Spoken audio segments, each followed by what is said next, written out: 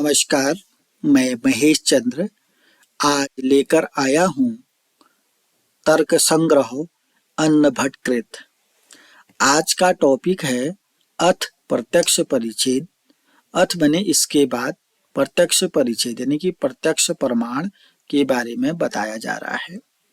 प्रत्यक्ष प्रमाण, प्रत्यक्ष ज्ञान या प्रत्यक्ष प्रमाण भी इसको कहते हैं। इससे पहले हमने पढ़ा यथार्थ अनुभव 4 प्रकार का होता है: प्रत्यक्ष, अनुमिति, उपमिति और शाब्द। उसी के कारण बताए थे: प्रत्यक्ष, अनुमान, उपमान, शब्द। तो ये प्रत्यक्ष, अनुमान, उपमान, शब्द जो थे 4 प्रमाण भी कहलाते हैं। तो आइए देखते हैं इनमें से प्रत्यक्ष सबसे पहले जो है वो क्या है। तत्र प्रत्यक्ष ज्ञान करण प्रत्यक्षम। जो तत्र माने उन चारों में, प्रत्यक्ष, अनुमान, उपमान, शब्द 4 प्रमाणों में से प्रत्यक्ष ज्ञान का जो करण होता है उसको प्रत्यक्ष कहते हैं।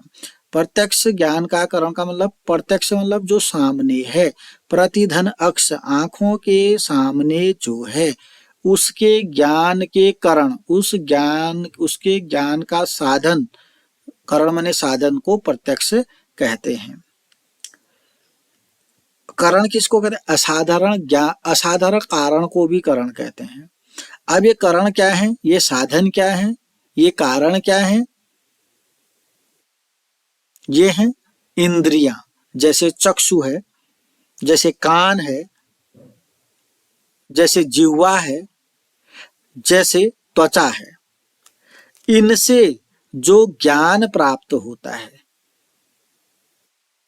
या इन्हीं को, यानी कि जो ये इंद्रियां हैं उन्हीं को प्रत्यक्ष कहते हैं। तो प्रत्यक्ष ज्ञान के करण को प्रत्यक्ष कहा गया है। 4 प्रमाणों में से प्रत्यक्ष ज्ञान का जो असाधारण कारण है उसे प्रत्यक्ष कहते हैं। असाधारण कारण का नाम ही यहाँ पर करण है। प्रत्यक्ष का मतलब है यहाँ पर इंद्रियां, ज्ञानेंद्रियां। 5 जो ज्ञानेंद्रियां होती हैं वही प्रत्यक्ष है। उन्हीं से हम प्रत्यक्ष ज्ञान की प्राप्ति करते हैं, वही प्रत्यक्ष ज्ञान के करण है। आइए देखते हैं, यहां पर आपको 5 इंद्रियों का उल्लेख करना बहुत जरूरी है, ज्ञानेंद्रियों का। आइए देखते हैं अगला क्या करें। इंद्रियार्थ सन्निकर्ष जन्यम ज्ञानम प्रत्यक्षम। इंद्रियार्थ सन्निकर्ष जन्यम ज्ञानम प्रत्यक्षम।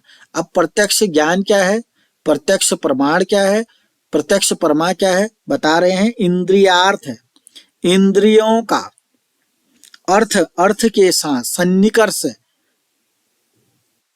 मेल, सन्निकर्ष का मतलब मेल से जन्य माने उत्पन्न ज्ञान को प्रत्यक्ष कहते हैं। यानी कि जब इंद्रियों का अर्थ के साथ सन्निकर्ष हो जाता है, जब इंद्रियां अर्थ के साथ मिलती हैं, उससे जो ज्ञान उत्पन्न होता है उसको प्रत्यक्ष ज्ञान कहते हैं, या प्रत्यक्ष प्रमाण कहते हैं, या प्रत्यक्ष प्रमाण या प्रत्यक्ष प्रमा कहते हैं। तो इंद्रिय जो हैं, 5 ज्ञानेंद्रियां जो हैं, जिसमें आंख है, कान है, जीभ, त्वचा है, ये जब अर्थ के साथ मिल जाते हैं।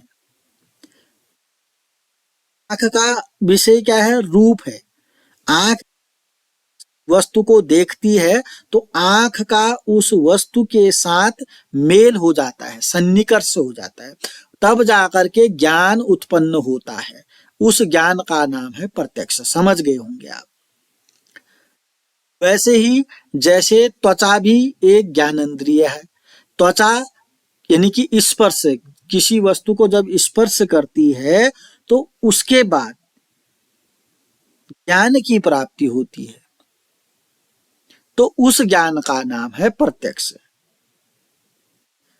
मेरे कान जो है, हमारे कान जो है एक ज्ञानेंद्रिय है। किसी शब्द को सुनते हैं तो उससे जो ज्ञान प्राप्त होता है उसका नाम है प्रत्यक्ष। तो इंद्रिय क्या होगी? आंख होगी, अर्थ क्या है? किसी वस्तु हो गया, कोई वस्तु हो गया, उसके जब इन आंख और कोई वस्तु मिल जाएंगे, उससे जो ज्ञान उत्पन्न होगा उसका नाम है प्रत्यक्ष। आप यहाँ पर 5 के 5 ज्ञानेंद्रियों का उदाहरण देंगे, तब जाकर के होगा तत्र प्रत्यक्ष ज्ञान करणम प्रत्यक्षम, तब जाके सफल होगा इंद्रियार्थ सन्निकर्ष जन्यम ज्ञानम प्रत्यक्षम।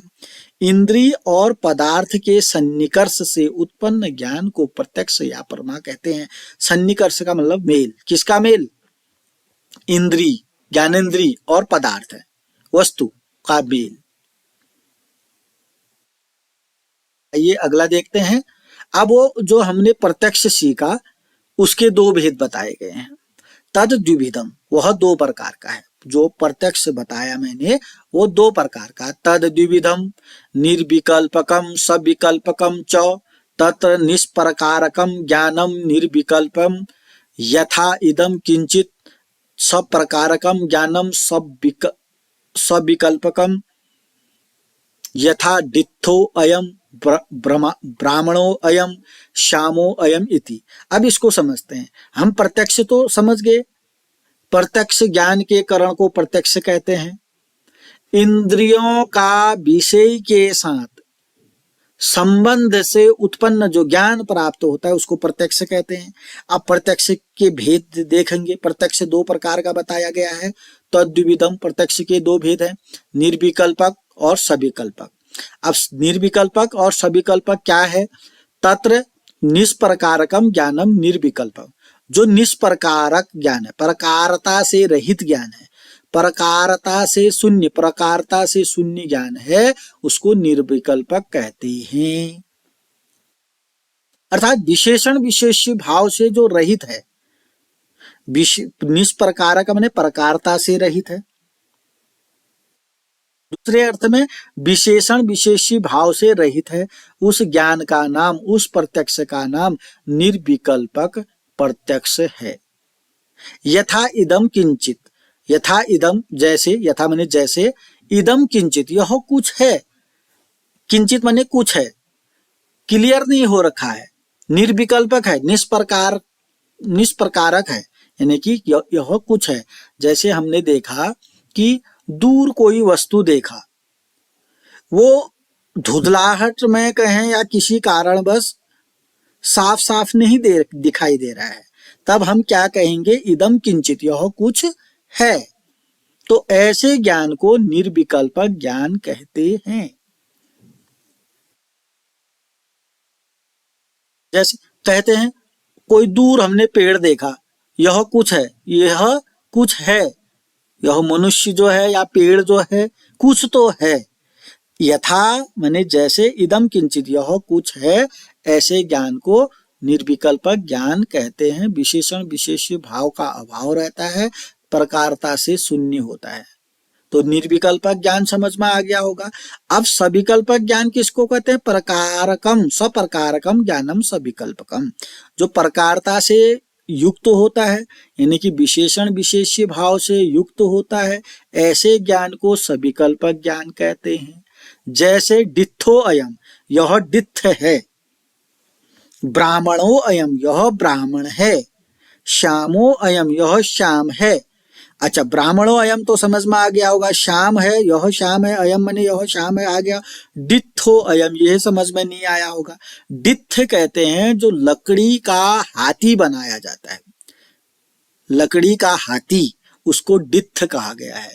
जैसे कि सामने पड़ा है लकड़ी का हाथी पड़ा है, कह रहे हैं यह डित्थ है, क्लियर है, सविकल्पक है। इस ज्ञान को सविकल्पक ज्ञान कहते हैं। सामने हमारा हाथी पड़ा है, लकड़ी का हाथी पड़ा है, तो फिर कह रहे हैं यह डित्थ है। सामने कोई ब्राह्मण है, यह कह रहे हैं कि यह ब्राह्मण है। सामने कोई श्याम है, कह रहे हैं यह श्याम है, तो यह सविकल्पक ज्ञान है। निर्विकल्पक ज्ञान कैसे? यह कुछ है, कुछ तो है, क्लियर नहीं हो रहा है, ऐसे ज्ञान को निर्विकल्पक ज्ञान कहते हैं। वह प्रत्यक्ष दो प्रकार का होता है, सविकल्पक, निर्विकल्पक। निर्विकल्पक कहते हैं जो प्रकारता से शून्य होता है, विशेषण विशेष्य भाव से रहित होता है, अर्थात यह कुछ तो है, यह कुछ है। सविकल्पक ज्ञान कहते हैं जो प्रकारता से युक्त होता है, विशेषण भाव से युक्त होता है, जैसे यह डित्थ है, यह ब्राह्मण है, यह श्याम है। तो प्रकार का प्रत्यक्ष यहाँ पर बताया गया है। अब देखते हैं प्रत्यक्ष किसको कहते हैं, हम सीख गए हैं। आप पॉज करके स्क्रीनशॉट लेकर के प्रत्यक्ष किसको कहा गया है, बहुत ज्यादा अध्ययन करके आप प्रत्यक्ष किसको कहा गया है ये सीख लीजिएगा। इंद्रियार्थ सन्निकर्ष, इंद्रियों का अर्थ के साथ जब मेल होता है उससे जो उत्पन्न ज्ञान होता है उसको प्रत्यक्ष ज्ञान कहते हैं। आप यहाँ पर 5 ज्ञानेंद्रियों को लिखेंगे, उन 5 ज्ञानेंद्रियों का विषय लिखेंगे। जैसे आंख का काम है देखना, आंख किसी रूप को देख सकता है, देख करके ज्ञान प्राप्त कर सकता है। कान सुन सकता है तो सुन करके वह ज्ञान प्राप्त कर सकता है। इसी तरीके से आप प्रत्यक्ष को जानेंगे और उसके बाद उसके भेदों को जानेंगे। अब देखते हैं प्रत्यक्ष ज्ञान हेतु इंद्रियार्थ सन्निकर्ष षड्विध। अब अभी हमने जो देखा प्रत्यक्ष किसको कहते हैं, कहा जब इंद्रियों का अर्थ या विषय के साथ सन्निकर्ष होता है, उससे जो ज्ञान प्राप्त होता है उसको प्रत्यक्ष कहा। अब वहां पर जो सन्निकर्ष शब्द आया उसके 6 प्रकार हैं, षड्विध। वह सन्निकर्ष प्रत्यक्ष ज्ञान हेतु इंद्रियार्थ है। प्रत्यक्ष ज्ञान का जो हेतु इंद्रिय का अर्थ के साथ जो सन्निकर्ष होता है, प्रत्यक्ष ज्ञान का हेतु, प्रत्यक्ष ज्ञान का कारण इंद्रियों का अर्थ के साथ जो सन्निकर्ष मेल होता है वह सन्निकर्ष 6 प्रकार का बताया गया है। पहला संयोग, संयोग सन्निकर्ष। दूसरा संयुक्त समवाय सन्निकर्ष। तीसरा संयुक्त समवेत समवाय सन्निकर्ष। चौथा समवाय सन्निकर्ष। पांचवा समवेत समवाय सन्निकर्ष। और लास्ट छठा है विशेषण विशेष्य भाव सन्निकर्ष। आपको ये गद्यांश समझ में तो आ गया होगा। अगर आपको इसका संदर्भ लिखना पड़े, वेरी इंपॉर्टेंट है ये, वेरी इंपॉर्टेंट व्याख्या के पर्पज से भी है और दीर्घ उत्तरी प्रश्न भी ये पूछा जाता है। दीर्घ उत्तरी प्रश्न कैसे पूछा जाता है, सन्निकर्ष किसको कहते हैं, सन्निकर्ष कितने प्रकार का होता है, संक्षेप में लिखिए। तो यहीं पर आपका एक दीर्घ उत्तरी प्रश्न बन जाता है।